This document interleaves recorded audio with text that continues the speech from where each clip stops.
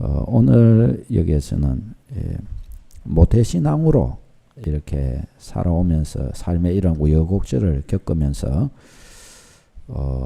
이제 주님을 진정으로 알게 된 그런 내용입니다. 근데 모태신앙이면은 어떤 면에서 오래 뱃속에서부터 믿은 사람이잖아요. 근데 이제 우리가 들어보면 알지만 신앙에 굉장히 기초적인 것도 모르고 있는 것을 볼 수가 있습니다. 그렇게 예배드리고 해도 주님께 귀 기울이지 않으면 그렇게 영의 일에 무지하게 되는구나. 신앙의 가장 기초적인 것도 제대로 모르게 되는구나. 보게 됩니다. 어떻게 이분이 제대로 믿음을 갖게 되는지 한번 주의 깊게 한번 보시기를 바랍니다.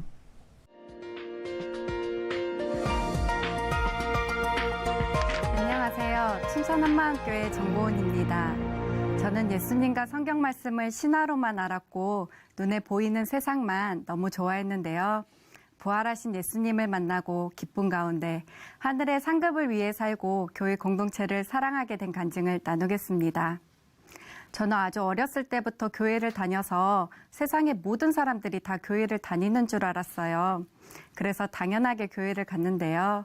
초등학교 때는 집에서 만화를 보고 있다 밖에서 빵빵하는 교회차 소리가 들리면 짜증난 마음으로 교회를 가곤 했습니다. 예배 시간에 TV에선 재밌는 것을 많이 하는데 교회 가는 것이 억울하기도 했어요. 중학교 때까지는 마라나타라는 연말 공연을 준비하기도 하고 찬양 인도도 했지만 예수님을 위해서 한다기보다는 시골교회라 할 사람이 없고 시키니까 어쩔 수 없이 했습니다. 그러다 중학교 때 방황을 하면서부터는 교회 나가는 일이 더욱 꺼려지게 됐는데요. 제 가방에는 항상 교복 치마가 한 장 더 들어 있었어요. 학교에서는 길고 펑퍼짐한 치마를 입었고 학교가 끝나면 짧은 교복 치마로 갈아입고 시내 나가 놀기를 매일 했습니다. 친구들을 좋아했던 저는 친구들을 따라 술, 담배를 즐겼고 콜라텍 나이트를 다니며 호프집에서 술을 마시며 새벽까지 시내를 활보하고 다녔어요. 그리고 일요일 아침이면 일찍 일어나 주일 예배를 갔습니다. 안 가면 부모님께 혼나니까 어쩔 수 없이 갔어요. 고등학교 때 어느 날은 갑자기 부모님께서 헤어졌다고 하시는 거예요. 그 충격에 저는 얼마간 학교에서나 집에서나 울며 지냈고 평범했던 가족이 갑자기 해체되니 창피한 마음에 친한 친구들 외엔 아무에게도 말을 못했습니다. 부모님의 사정을 모른 채 부모님께 배신감이 들었고 그때부터 사람들에게 불신이 생기며 모든 일로부터 관심이 없어졌어요. 고등학교 때 제가 자주 했던 말이 냅둬 불어 뒤져불게 였는데요. 무슨 일이 생겨도 내 일이든 남의 일이든 상관없이 마음을 쓰지 않았고 어떤 일에든 크게 동요하지 않으니 친구들은 저를 보고 쿨하다고 했지만 그 중심에는 무관심이 있었습니다. 남들에게 무관심하지만 칭찬은 받고 싶고 또 남들보다 행복하게 잘 살고 싶은 마음 때문에 평소 자기 개발서를 좋아했던 저는 막상 책은 그렇게 많이 읽지 못했어요. 그런데 교회 설교를 들어보니 좋은 말만 해주시는 게 책 한 권 읽는 것보다 교회 가서 설교 한 편 듣는 게 낫겠구나 라는 생각으로 교회를 나갔습니다. 졸업 후 간호사로 3교대를 하며 환자들을 대하는 것은 무척 힘들었어요. 관심도 없는 환자들에게 항상 친절하게 웃는 얼굴로 대하라고 하니 일도 많아 벅찬 중에 도저히 할 수가 없겠더라고요. 그래서 저는 주사 한 방 안 아프게 잘 놓고 일 잘하는 간호사가 친절한 간호사라고 생각하여 환자들에게는 무뚝뚝하게 대했습니다. 그때 제 별명이 시크한 간호사였어요. 얼마나 일이 하기 싫었으면 그 당시 제 꿈은 택시기사가 되는 것이었어요. 운전하는 것을 좋아했던 저는 하루 종일 앉아있고 혼자 일하니 말도 많이 안 해도 되고 좋아하는 음악을 마음껏 들을 수 있는 택시기사가 저에게 딱 맞겠다는 생각을 하며 자격증을 알아보기도 했지만 용기가 나질 않았어요. 그러던 중 하루는 수간호사 선생님께서 저를 한쪽으로 부르셔서 고은이 너는 사람들에게 왜 이렇게 관심이 없냐 하시며 어떤 환자가 저를 불렀는데 제가 모른 척하고 가버렸다는 거예요. 다시 한번 이런 컴플레인이 들어오면 너는 구제불능이라는 말씀을 하셨고 조금 충격을 받았습니다. 내 마음을 들키지 않으려 환자나 동료들에게 나름대로 열심히 했는데 사실 직장 자체에 관심이 없었던 저를 정확히 보시고 하시는 말씀이었어요. 저는 저 외에 다른 사람, 직장과 친구들에게도 관심이 없었고 원만한 인간관계를 원했지만 귀찮아했고 가족들에게도 무심했어요. 오직 내가 하고 싶은 것만을 쫓아다녔어요. 그래서 어느 한 곳에 마음을 두지 못하고 평소에는 수십 가지 운동을 번갈아 가면서 배웠고 봄에는 꽃놀이, 여름엔 여름휴가, 가을엔 불꽃놀이, 겨울엔 스노보드 이렇게 삶을 즐기기에만 바빴습니다. 그렇게 혼이 난 후 친절한 간호사가 되려고 노력해봤지만 역시나 잘 되지 않았어요. 이렇게 직장 생활을 하며 또 내가 좋아하는 것들만 하고 살면서도 사는 게 허무했고 때때로 찾아오는 인간관계의 어려움, 연애 후에 생기는 상실감, 불안한 미래 등을 매일 걱정하며 살았습니다. 생각대로 살고 싶은데 사는 대로 생각하는 내가 한심했고 도대체 어떻게 사는 삶이 잘 사는 것인지 행복하게 살 수 있는 방법이 도대체 뭔지 궁금했습니다. 그러던 중 하루는 남동생이 집에 와서 예전과는 완전히 달라진 모습으로 예수님에 대해 말하더라고요. 동생은 어릴 때 조직에 몸담은 적도 있고 자기 마음대로 살던 아이였는데요. 그런 동생이 가족들과 밥 먹다가 얘기하던 중 예수님이 하나님이라는 거예요. 저는 놀라서 뭐라고? 예수님이 하나님이라고? 되물었어요. 처음 듣는 소리였거든요. 그랬더니 동생은 성경책 전체가 예수님이 하나님이라는 사실을 담고 있는 거라고 했어요. 헐, 놀라웠어요. 그래도 모태신앙인이고 교회를 다닌 사람인데 처음 들었어요. 예수님이 4대 성인 중에 한 명이고 2000년 전에 진짜 살았던 실존 인물이며 BC와 AD의 기준이라고 했어요. 그리고 사도행전은 모두 제자들이 예수님의 부활을 전하는 거라고 했어요. 충격적이었어요. 사실 막연히 믿어야지 하며 생각은 했지만 예수님 성경책을 한 번도 읽어본 적이 없었고 예수님이 있으면 좋겠지만 눈에 보이지 않으니 있든 없든 상관이 없었어요. 이 세상이 다인 줄 알았고 죽으면 끝이라고 생각했어요. 사소한 것으로도 염려와 걱정이 많던 저는 이미 죽은 사람들은 이런 고민이나 걱정을 안 하겠구나. 나도 얼른 죽어서 이 모든 게 끝났으면 좋겠다라는 생각을 했을 정도로 보이지 않는 것에 대해 믿지 않았습니다.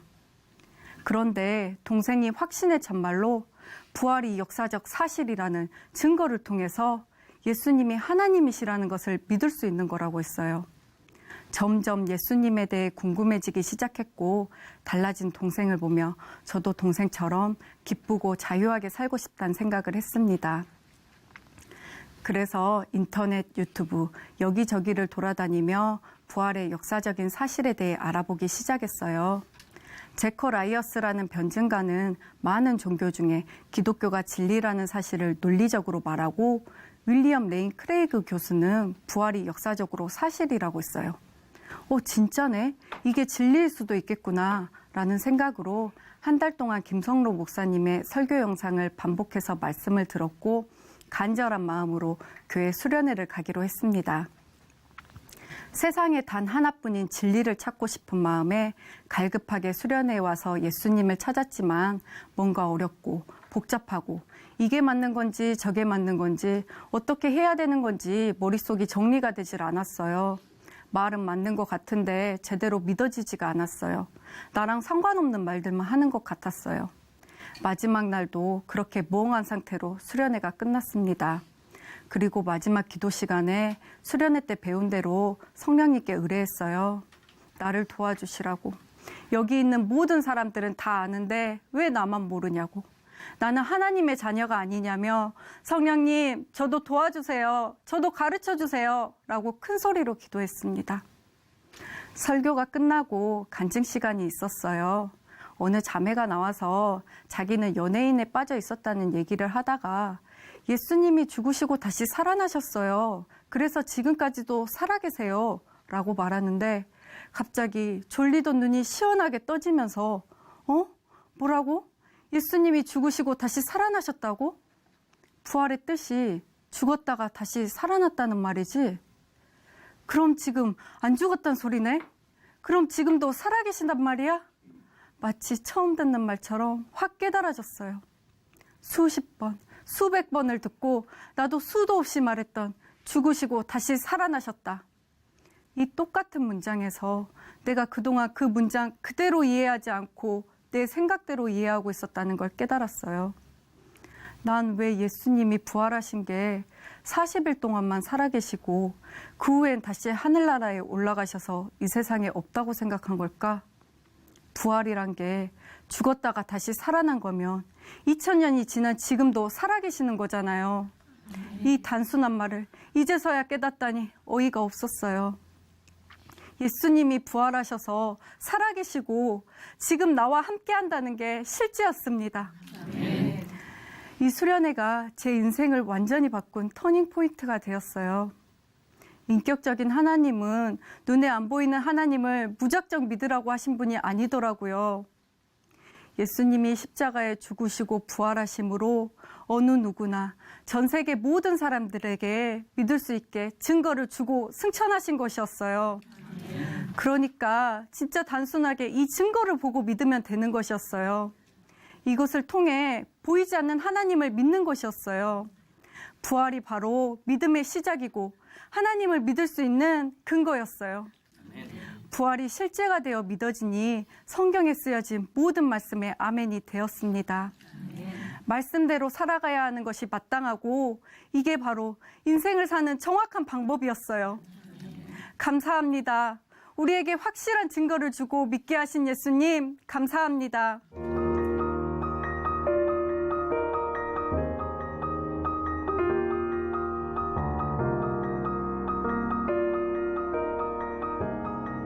눈에 보이지 않는 하나님을 믿을 수 있도록 증거를 주시고 그 증거를 통해 하나님이 진짜고 천국과 지옥이 진짜인 것을 알게 되니 그동안 눈에 보이지 않는다고 하나님을 무시했던 제가 보였습니다.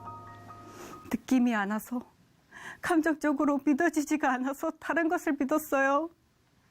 사람을 믿었고, 사랑을 믿었고, 책을 믿었고, 지식을 믿었습니다.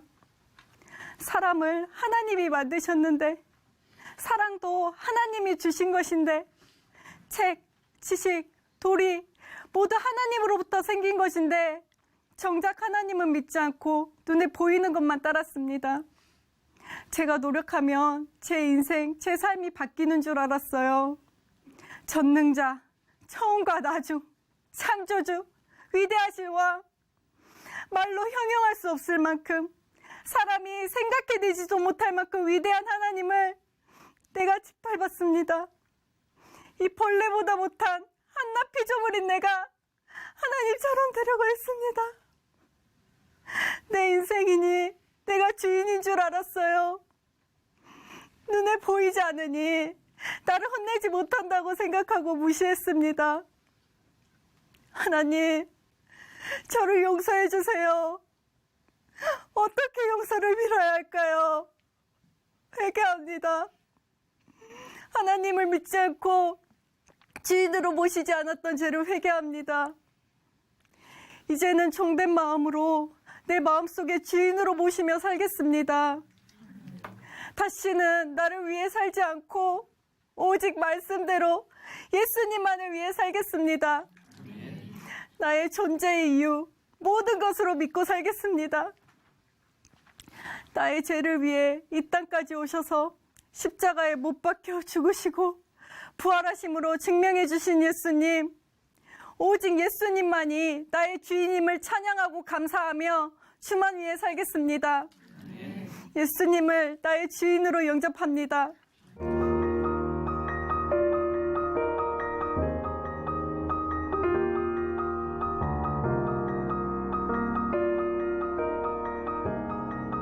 죽으시고 부활하신 예수님 앞에 서게 되니 인생의 모든 문제가 다 해결이 되었어요. 주 예수 내 맘에 들어와 계신 후 망령된 행실을 끊고 머리털보다도 더 많던 내 죄가 눈보다 더 희어졌네. 물밀듯 내 맘에 기쁨이 넘침은 주 예수 내 맘에 오심. 이 찬양이 저의 인생 찬양이 되었어요. 거기에다 나의 주인 되어주신 것이 엄청난 은혜였어요. 나의 모든 것을 책임져 주시는 주인, 나에게 한없이 좋은 것만 주고 싶어하는 주인, 나를 죽음에서 건져내시고 나를 진정으로 사랑하시는 주인 되어주심에 너무나도 감사했습니다. 성경의 말씀대로 보이는 것은 잠깐이요, 보이지 않는 것이 영원하다는 말씀이 믿어졌어요. 이 세상에 보이는 것은 다 썩어 없어질 것이고 오직 안 보이는 것만이 영원한 거였어요. 하늘의 상급을 소망하며 영원한 것을 볼 수 있게 저의 가치관이 완전히 변한 것에 너무나도 감사했습니다.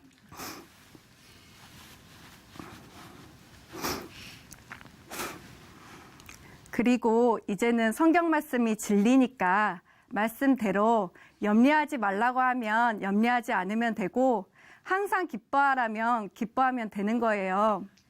부활하신 예수님이 나의 주인 되어주시니 모든 성경 말씀에 아멘이 되더라고요. 이것을 알고 난 후 진리가 너희를 자유케 하리라 라는 말씀이 저에게도 실제가 되었습니다. 내 모든 문제를 주님께 맡기고 나아가니 모든 염려와 걱정이 사라지고 어떤 어려움이 와도 하나님이 이 땅에 오셨다 가셨지? 이 한마디로 모든 것이 해결되는 기쁨을 맛보게 되었습니다. 이제는 술, 담배도 자연스럽게 끊어졌고 사람들에게 솔직하게 다가가 복음을 전하고 있어요. 병원에서도 환자들과 동료들에게 기쁨으로 복음을 전합니다. 수술 후 입원 중인 한 할아버지가 계셨는데 과장님께서 오셔서 곧 돌아가실 것 같다는 거예요. 기도문을 적어 할아버지께 가서 읽어드렸더니 고맙다며 제 손을 꼭 잡아주었어요. 수술을 앞두고 떨고 있는 환자들에게도 다가가서 예수님 믿으세요? 예수님이 죽으시고 부활하셔서 지금도 살아계세요 라고 말하는 따뜻한 간호사가 되었습니다. 그리고 이제는 모든 사람들이 하나님의 사랑하는 자녀로 보이게 됐어요. 모든 사람의 마음문 밖에 서서 못자국 난 손으로 다시 살아나신 몸으로 마음문을 두드리고 계시는 예수님이 보였습니다. 그토록 간절하게 모든 사람들에게 한없는 사랑을 부어주고 싶고 그 생명을 살려 더욱 풍성한 것들로 주고 싶어하는 예수님이 보이더라고요. 저도 예수님의 마음이 되어 이제는 더 이상 사람들에게 무관심할 수가 없었고 이 사랑을 전하는 사명자가 되었습니다. 그리고 교회 가는 것을 사모하게 되고 공동체를 사랑하게 됐어요. 저는 스케줄을 미리 짜놓고 그것대로 움직이는 것을 좋아하는데요. 예상하지 못한 스케줄이 생기는 것을 참지 못했어요. 제 개인적인 시간들은 아무도 방해할 수 없었는데 공동체 모임이나 갑작스런 연락이 있어도 이제는 순종하며 기쁜 마음으로 공동체와 함께하고 있습니다. 매일 새벽 공동체와 함께 하루를 깨우는 시간이 너무 기쁘고 감사합니다. 이제는 무늬만 기독교인이었던 삶은 끝났고 딱 두 글자, 부활을 믿고 예수님을 주인으로 믿고 나서 신앙과 삶이 일치되는 진정한 크리스천이 되어 기쁘고 행복한 삶을 살아가고 있습니다. 부활하신 예수님이 진리입니다. 예수는 나의 주. 감사합니다.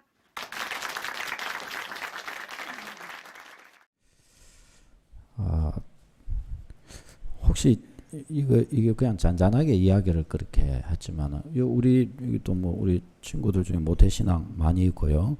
저희 딸도 모태신앙이고 많이 있으실 겁니다. 지금 내 이야기인데 혹시 그렇게 생각되는 분은 또 혹시 없으십니까?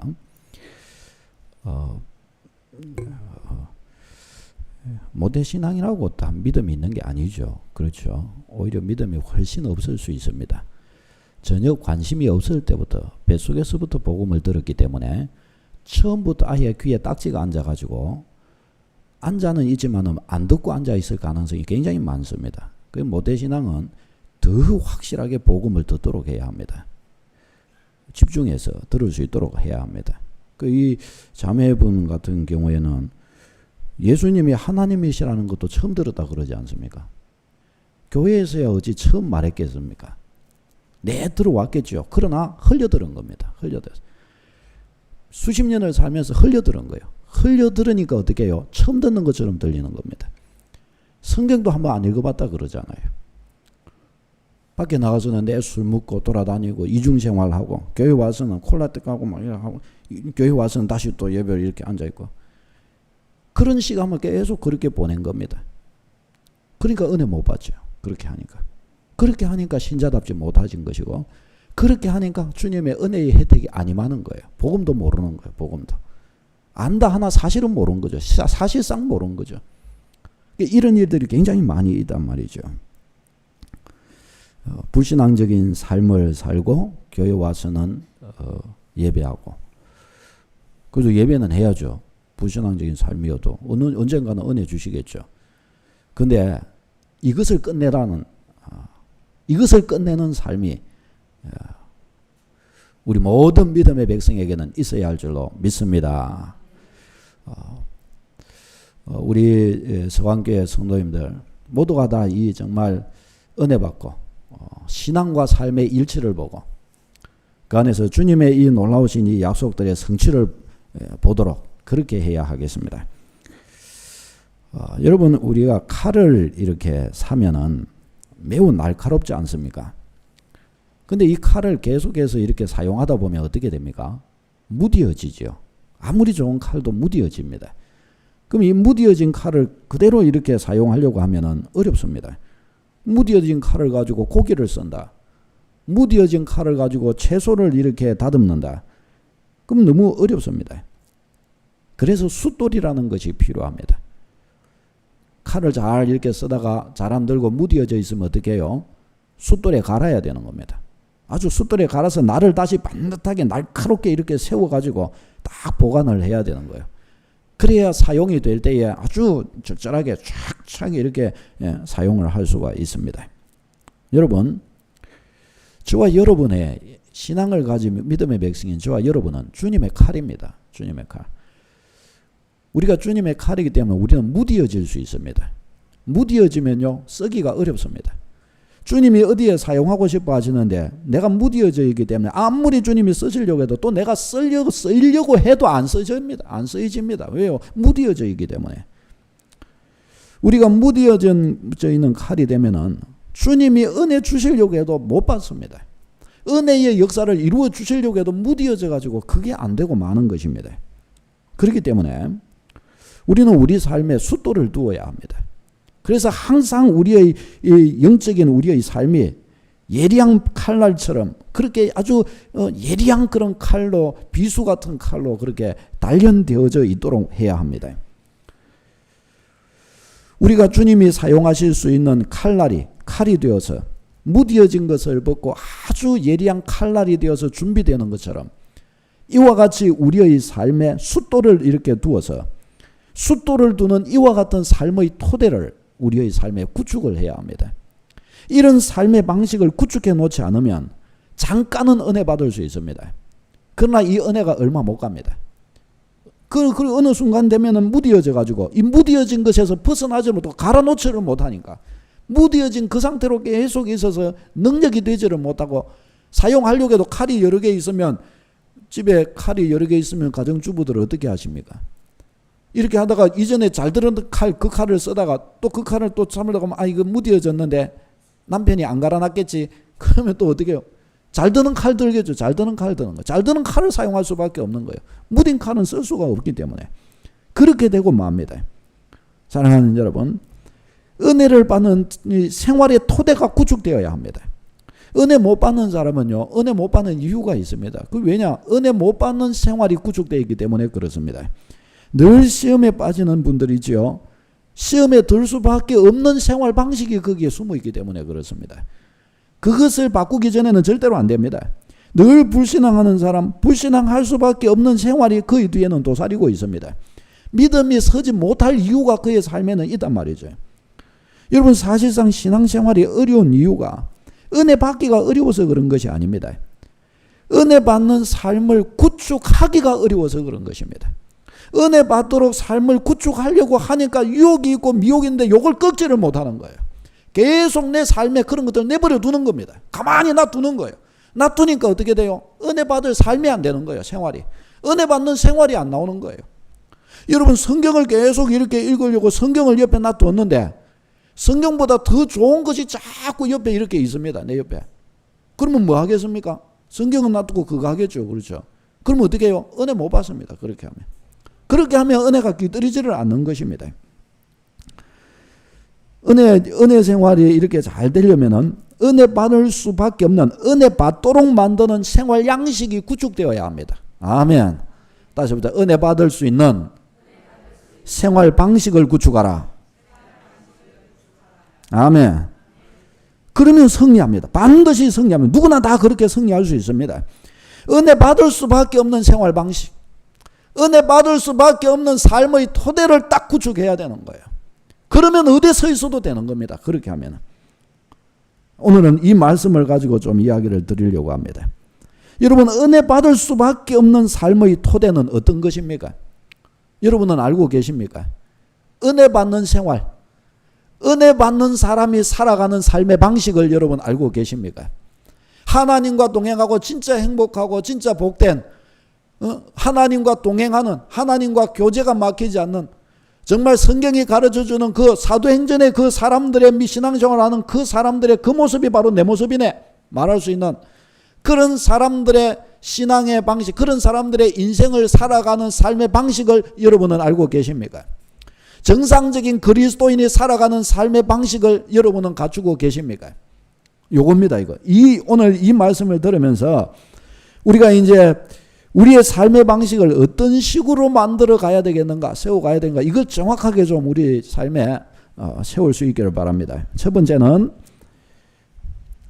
큰 틀에 있어서 말씀을 드리겠습니다. 큰 틀에 있어서 우리의 삶의 토대를 어떻게 구축해야 되느냐, 무엇을 해야 된다, 그것이기 이전에 한 가지를 정확하게 잡아야 됩니다. 그게 뭔가 하면 우리 마음입니다. 마음을 잡아야 돼요. 내 마음의 종로로 타면 안 됩니다. 내 마음의 주인이 되어서, 이것은 뭐 주님이 내 인생의 주인이다 그 말하고는 다르게, 내가 육신적인 내가 가려고 하는 대로 마음대로 거기 가도록 내버려 두지 말라는 뜻입니다. 내가 가고 싶은 대로 그렇게 내버려 두면 나는 반드시 타락하게 되어 있습니다. 그럼 그렇게 하면 안 돼요. 내 마음을 내가 붙드는 자가 돼야 됩니다. 내가 마음이 어디로 가려고 하는데 내가 가고 싶은 대로 가는 것이 아니라 가야 될 쪽으로 내가 갈 수 있도록 내 마음을 잡아야 합니다. 아멘. 다시 보자. 마음의 주인이 되라. 주도적으로 마음을 관리하라. 23절 말씀 같이 한번 읽겠습니다. 오늘 23절, 3장 23절 시작. 모든 지킬 만한 것 중에 더욱 네 마음을 지키라. 생명의 권능이 이에서 남이니라. 아멘. 생명의 권능이 이에서 남이니라. 마음에 다 있어요. 믿음이 어디에 깃들입니까? 믿음이 있다 없다. 어디에 믿음이 생기죠? 마음입니다. 마음에 있는 거예요. 주님과의 교제, 어떻게 주님과의 교제를 합니까? 만나가지고 우리 몸이 그냥 보고 그냥 교제하는 겁니까? 그렇게 하는 게 아닙니다. 주님과의 교제도 마음으로 하는 겁니다. 마음으로. 주님은 영이시기 때문에 우리 마음 안에서 교제가 돼야 주님과 교제가 되는 거지, 백날 주님 찾아 산으로 들러 가든지 교회에 오든지 해도 주님은 안 보입니다. 그렇게 찾는 게 아니에요. 마음으로 찾는 것입니다. 내가 주의 법도를 따라 걸어가는 건 뭘로 걸어가는 거예요? 마음 중심으로 담고 걸어가는 것입니다. 그러니까 마음 중심이 관리가 되지 않으면 안 되는 겁니다. 마음이 잘못되면 다 잘못됩니다. 마음이 똑바로 삐뚤어져 있으면 다 삐뚤어져 있습니다. 아무리 행동을 바르게 하려고 해도 안 됩니다. 마음 안에 육신이 가득해져 있으면 어떻게 해요? 육신적으로 살게 되어 있습니다. 육신적인 것들이 자꾸 채워져 있으면 아무리 해도 믿음이 안 생깁니다. 마음에서 육신을 몰아내야 됩니다. 갈라디아서 5장에 보면은 육신의 일에 대하여 가르쳐 줍니다. 갈라디아서 5장 19절로 21절에 보면 육신의 일은 분명하니 곧 음행과 더러운 것과 호색과 우상숭배와 주술과 원수 맺는 것과 분쟁과 시기와 분명과 당짓는 것과 분열함과 이단과 투기와 술 취함과 방탕함과 또 그와 같은 것들이라. 무수히 많다는 겁니다. 무수히 많다는 거예요. 이런 종류들에게 마음을 내주고 마음에 이런 것들을 자꾸 담아버리면 어떻게 될까요? 신앙생활 안 됩니다. 아무리 해도 은혜 생활 자체가 안 되게 되어 있습니다. 그러니까 이런 것들을 마음에 담으면, 이런 것들이 마음 안에 들어오면 육체 충만하게 되는 겁니다. 이게 육신 충만하게 되는 거란 말이죠. 그러면 아무리 기도해도 안 되게 되어 있습니다. 그러니까 그게 때거리 신앙밖에 안 되는 거란 말이죠. 그런 게 실제적으로 나는 뭐예요? 육신 충만한 자인 것입니다.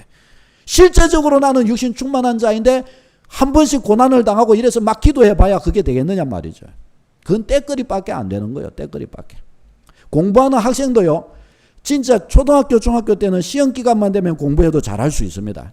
근데 중학교, 고등학교 들어가면 어떻습니까? 시험 기간만 돼가지고 공부해갖고는 어림도 없습니다. 왜? 공부할 분량이 너무 많아지기 때문입니다. 아무리 머리가 좋아도 안 돼요. 하루 종일 공부하고 시험 기간 아니고 계속 공부해야 됩니다. 그래야 따라갈 수 있습니다. 공부하는 분량이 너무 많기 때문에 못 따라갑니다. 우리 신자의 그러면 때거리 가지고 주님의 사람이 되어질 수 있고 은혜 받을 수 있다. 가짜입니다. 안 됩니다. 그런 생각 자체를 버려야 됩니다. 아, 이래가지고 안 된다 인정해야 합니다. 아멘. 때거리로 신앙생활 하면 안 된다. 그래서 안 된다. 다시 그래서 안 된다. 아멘. 그러니까 우리가 신앙 방식을 이렇게 구축해 갈 때에 때거리 방식으로 신앙을 해도 될 것이다. 그걸 버려야 됩니다. 안 돼요, 그게. 믿으시기를 바랍니다. 꼭 마음에 새겨야 합니다. 때거리로 신앙생활 하면 절대로 안 됩니다. 그것 가지고 절대로 응답 안 됩니다. 만족 못 합니다. 내가 가진 그런 방식의 믿음이 나를 족하게 만들어 주지를 못해요. 하나님의 은혜가 내게 임하도록 만들어 주지를 못합니다. 이런 것을 완전히 제거해야 할 줄로 믿습니다. 우리의 마음에 자꾸 하나님의 은혜를 받을 수밖에 없는 육신의 생각들을 몰아내야 되는데, 근데 육신의 생각들 이런 것들을 마음에 담는 것을 몰아내려고 하면 우리가 그것과 싸워야 되는데, 싸우면 이길까요, 질까요? 욕심하고 싸워서 이길 수 있겠는 사람? 없습니다. 돈 싫어하는 분 있으십니까?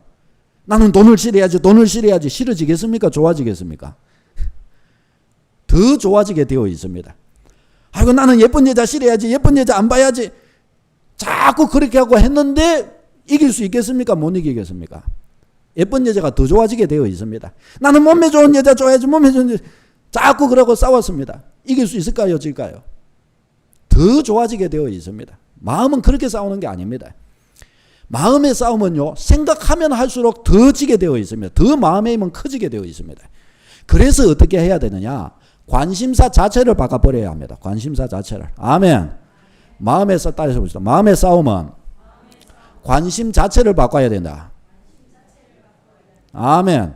자, 그래서 마음에 우리가 이 육신을 담아 놓으면 안 되는데, 육신을 안 담으려고 하면은 담게 되어 있습니다. 담아지게 되어 있어요. 그래서 어떻게 해야 되느냐? 거꾸로 생각해야 됩니다.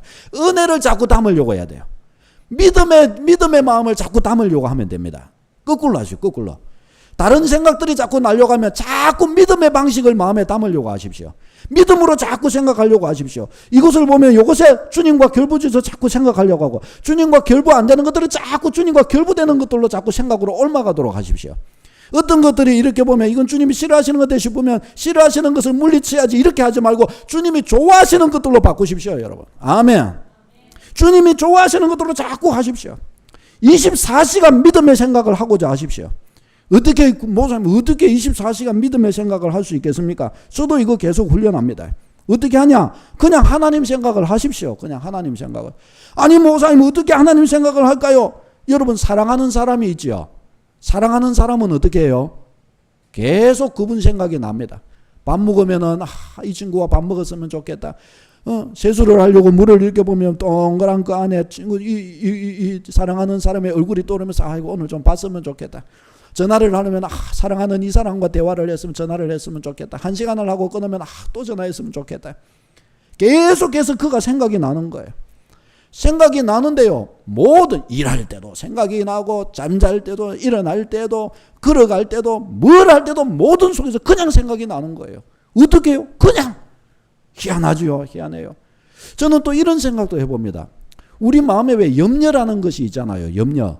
염려하고 싶은 분 있습니까? 없어요. 그런데 이 염려가 얼마나 잘 되는지 몰라요. 염려가 너무너무 잘 되는 거예요. 모든 시간에 24시간 염려해라. 너무너무 쉬워요. 염려가 돼버려요. 그냥 돼버려요. 목사님이 일하는 동안에도 어떻게 주님과 동행합니까? 일하는 동안에도 염려와는 동행하기 쉽잖아요. 염려와. 그렇게 그냥 하는 거예요. 그렇게. 염려와 동행이, 밥 먹을 때 염려 그냥 되는 거예요. 어느 정도로 확실하게 염려가 잘 되느냐? 밤잠을 설쳐가면서 염려가 되는 거예요. 밤잠을 설쳐가면서. 그냥 아무리 추워도 염려가 되고 아무리 더워도 염려가 되고요. 아무리 살기가 고달파도 염려가 잘 되고요. 그러면 그래서 염려는 더 잘 돼버리는 거예요. 더 잘 돼요. 희한하지 않습니까 여러분? 아니 아무런 덕도 안 되는 것이 밤잠을 설쳐가면서 왜 그게 될까요? 희한한 거죠. 희한해요. 하나님을 그냥 그렇게 생각해 버리시기를 바랍니다. 마음에 하나님을 채우십시오. 마음에.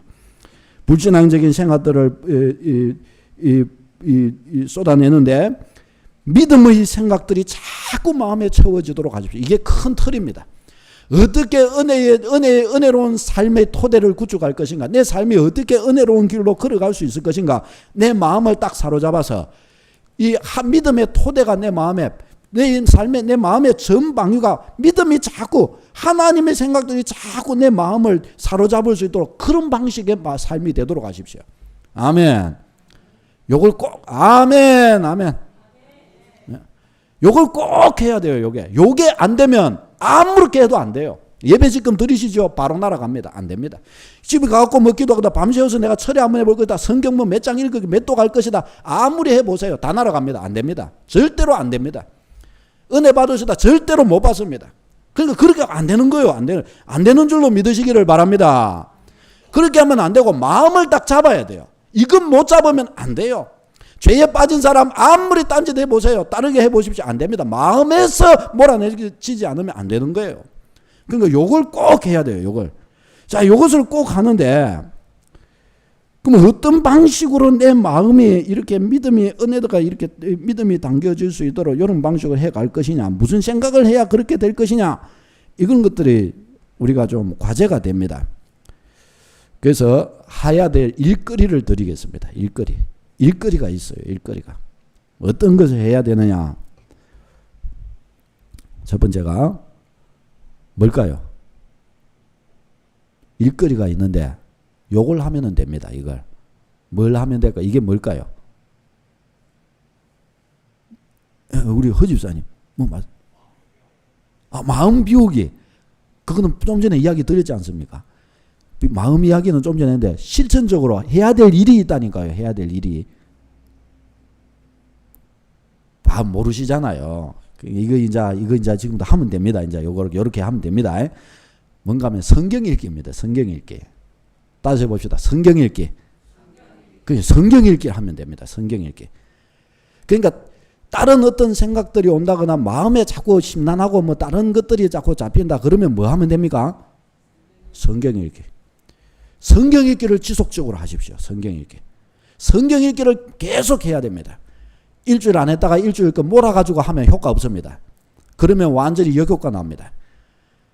약을 병원에서 감기약 처방받아 왔는데 3일치를 받아 왔는데 이틀 동안 깜빡하고 못 먹었습니다.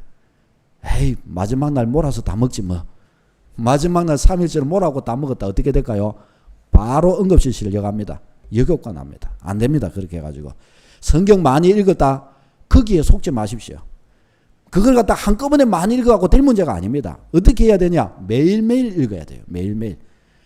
밥을 일주일 굶었다가 일주일치를 한꺼번에 밥을 먹는다고 해보십시다. 어떻게 될까요? 배 터집니다. 탈난다니까요. 문제 생긴다니까요. 일주일치 못 먹을 뿐만 아니라 꾹꾹꾹 먹으면 배 터집니다. 안 돼요. 그러니까 그래가지고 은혜 될 게 아닙니다. 그래가지고. 어떻게 해요? 그날 먹어야 돼요. 그날. 오늘 내가 아무리 많이 먹었다 해도 어떻게 해요? 내일 되면 그 분량만큼 먹어줘야 되는 거예요. 그래야 일이 되는 것입니다. 하나님의 말씀은 영혼의 양식입니다. 영혼의 양식. 이 영혼의 양식은 어떻게 먹어야 되냐? 매일매일 그 분량만큼 먹어줘야 됩니다. 그래야 영의 힘을 발휘할 수가 있습니다. 사랑하는 여러분, 그래서 성경 읽기를 하되 매일매일 뜻을 정하고 시간을 정하여 지속적으로 성경 읽기를 해야 합니다. 아멘. 할 수만 있으면요, 어느 것에도 방해받지 않는 그런 시간을 정해가지고 적어도 1시간씩 성경 읽기를 매일 하십시오.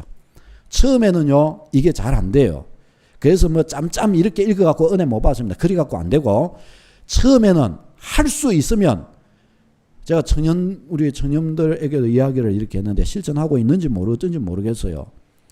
근데 집에 오면 무조건 성경을 읽고 잘 때까지 읽으십시오. 잘 때까지. 진짜 은혜 받고 싶은, 빨리 은혜 받고 싶은 분들은 그렇게 하십시오. 뭐 다른 일 다 해놓고 빨리 집에 오잖아요. 그러면 뭐 다른 거 맡고 씻고 뭐 이렇게 하고 나면 뭐 그날 특별히 꼭 뭐 내일 직장 가서 해야 된다고 이런 일거리가 없으면 다른 거 다 접어놓고 책상 머리에 앉든지 상 빼놓고 앉든지 해갖고 그때부터 잘 때까지 읽으십시오. 좀 있으면 잠이 온다. 그럼 바로 자십시오. 그게 답입니다. 아멘. 다시 봅시다. 집에 오면 잘 때까지 성경 읽자. 딴짓하지 말고 성경 읽자.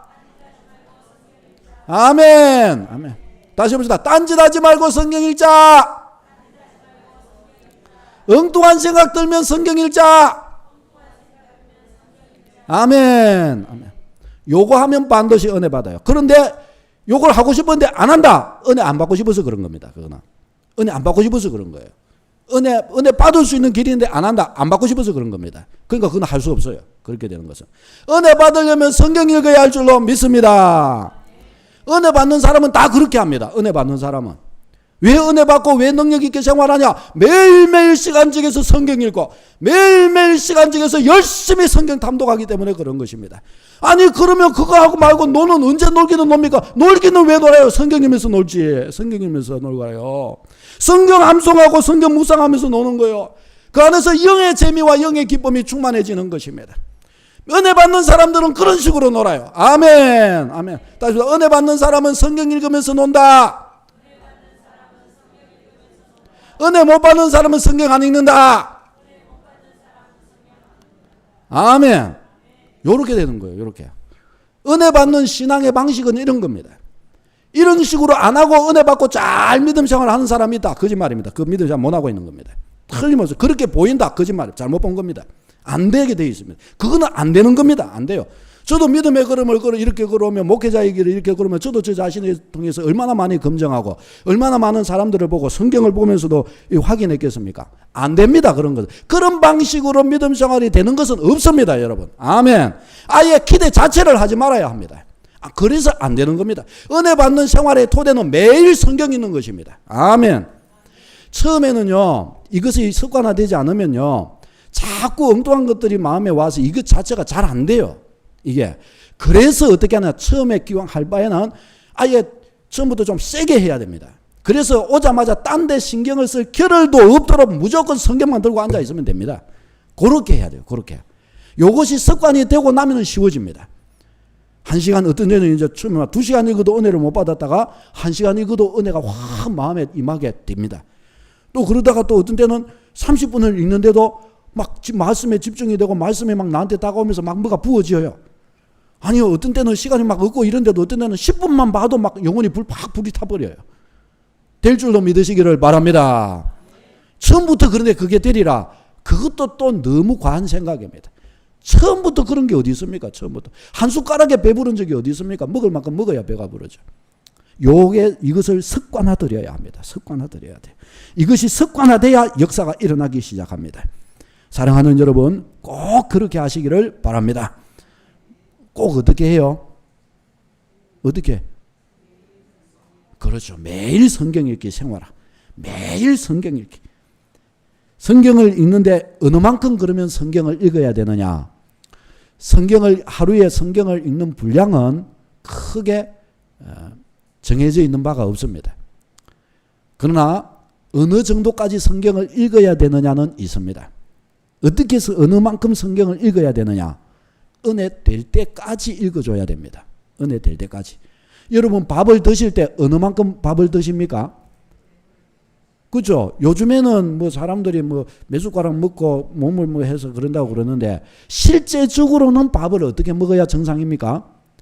배가 부를 만큼까지 딱 먹어줘야 일이 될 수가 있는 겁니다.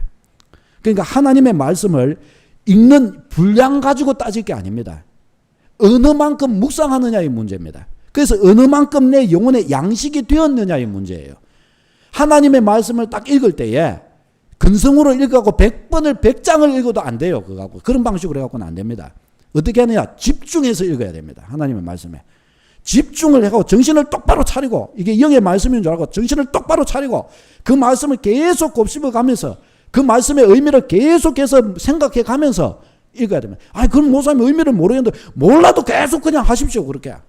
그러면 됩니다. 지금 때가 되면 가르쳐 주셔요. 계속해서 묵상을 하면서 의미를 파악해가면서 깊이 읽어야 됩니다. 깊이. 하나님의 말씀을 깊이 읽어야 됩니다. 그래서 그 말씀에 내가 빠져들도록 해야 합니다. 제가 중학교 때에 이제 그 고등학교 시험을 쳐놓고 이제 딱 이때쯤이죠. 학교를 가면 학교에서 이제 공부를 다 했으니까 학교에서 뭐 하는 게 공부하는 게 없습니다. 그러니까 중학교 선생님들이 그때 당시에 성룡 영화가 참 재미가 있었습니다. 인기가 많았는데 학교 가면 선생님이 이제 성룡 영화를 틀어주시는 거예요. 그러면 뭐 그때 우리 시골에서 영화가 어디 있습니까? 그거 보면 눈이 동그래져 가지고 막 보는 거예요, 저희가. 그러면 막 이 성룡 영화가 무술 영화잖아요. 하면은 저희가 완전히 그게 빠져든 거예요.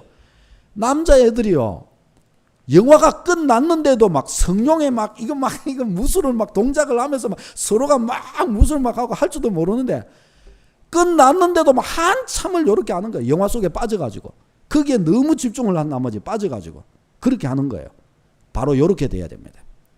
하나님의 말씀을 읽는데 이 말씀에 빠져가지고 그냥 성경을 읽고 덮었는데도 그 말씀이 생생하게 내 마음에 남도록 막 자꾸 그렇게 만들어야 됩니다. 아니 목사님 어떻게 그래요? 연속극 볼 때 어떻게 합니까? 연속극 볼 때 재미있는 연속극 보는데 1탄, 2탄, 3탄 이렇게 쫙 넘어가는데 어떻게 합니까? 보고 나면 보는데 막 1시간짜리 연속극인데 보면 10분 지나서 아이고 벌써 10분 지난 한 숟가락 뜨고 보면은 아이고 주인공이 어떻게 된 또 이렇게 봤다가 아이고 30분밖에 안 남았네. 아이고 어떻게 아이고 10분밖에 안 남았네. 딱 끝나갔어요. 딱 끝나요. 아이고 저거 어떻게 됐는지 말하고 끝나야 되는데 내일 봐야 되겠다. 이러면서 또 그러죠. 웃어주세요. 웃어주세요. 예. 그렇게 하잖아요. 막 연속극에 푹 빠져가지고 막 이렇게 하잖아요. 말씀에도 그렇게 빠질 수가 있어요. 그렇게. 말씀은 연속극보다 더 재미나는 부분들이 많아요. 더 내 영혼을 만져주고 어루만져주고 더 영혼에 강력한 힘을 주고 더 새롭게 만들어주는 게 많아요. 하나님의 말씀은 우리가 푹 빠지기에 충분한 역사를 가지고 있습니다. 아멘. 하나님의 말씀에 그렇게 빠지도록 하세요. 소설책을 읽을 때 막 재미가 나가지고 이건 보면 이건 찾고 이건 보면 상건 찾고 이렇게 하죠. 하나님의 말씀에 한 장 넘기면 그 다음 장에 또 뭐가 그 다음 장에 또 뭐고 와 내가 이래서 이랬구나. 하나님의 말씀에 이렇게 빠지도록 하십시오. 여러분. 이렇게 빠질 수가 있어요. 이렇게 빠지기 시작해야 역사가 일어나는 거예요. 아멘. 하나님의 말씀 이게 그렇게 되는 거예요. 두 번째는 그러면 뭘까요? 첫 번째가 성경 읽기. 두 번째는 그러면 뭘까요? 뭘까요? 기도. 기도. 두 번째가 기도입니다. 너무 쉽지요? 그러나 이걸 안 하는 거예요. 실제적으로. 딴 것은 많이 하는데 사실상 이걸 안 하는 거예요. 두 번째가 기도입니다. 기도. 기도가 하나님과 대화죠. 능력은 나한테서 절대로 안 나옵니다. 여러분. 역사는 나한테서 나오는 게 아닙니다. 하나님으로부터 나오는 겁니다. 그러니까 나를 백날 돌아봐 봐야 내가 백날 아무리 열심히 해봐야 역사는 안 일어납니다. 여러분. 누구를 만나야 돼요? 하나님을 만나야 되는 거예요. 뭐로요? 기도로. 누구와 이야기를 나눠야 돼요? 하나님과 이야기를 나눠야 되는 거예요. 뭐로요? 기도로. 이 두 가지를 딱 잡으면 역사가 일어납니다. 아멘. 아무리 완악했던 사람도 일주일만 정신 차리고 밤새도록 성경 읽기 시작하고 기도하기를 게을리하지 말아 보십시오. 역사가 바로 일어나고 그 사람 바로 은혜 받아버립니다. 아무리 인생이 만신창이가 되었어도 일주일만 주님의 성경에 사로잡히고 막 기도하면서 하나님 앞에 엎드리면 바로 그는 인생 자체가 바뀌어버립니다. 믿으시기를 바랍니다. 생활의 토대를 이와 같이 구축하도록 해야 합니다. 이것을 제대로 구축하지 않으면 안 됩니다. 미국 드라마에 과거에 봤던 미국 드라마 중에서 두 학생이 이제 이야기를 나누는 장면이 있더라고요. 그게 좀 코믹 그런 드라마였는데 거기에서 한 친구가 다른 친구한테 야 오늘 학교 마치고 우리 이게 놀러 가자 그런 거예요. 그러니까 이 친구가 머리를 걸쳐가면서 아유 내가 오늘 시간이 안 되는데 왜? 야 이 다음 주에 시험 기간이잖아. 그러니까 시험 공부해야지. 그래서 못 간다. 그러니까 대충 이 친구 옆에 있는 친구가 가만히 보면서 너 학교 마치고도 그렇게 공부했어? 그렇게 묻는 거예요. 그러니까 옆에 있는 이 친구가 다음 주에 시험인데 그럼 너는 공부를 안 했단 말이야? 그러니까 옆에 있는 이 친구가 아니 너 시험이 잘 친 이유가 그래서 그런 것 때문에 그랬던 거야. 이건 너무한 거 아니야? 아니 그러면 너는 시험 기간이 돼도 공부를 안 했단 말이야.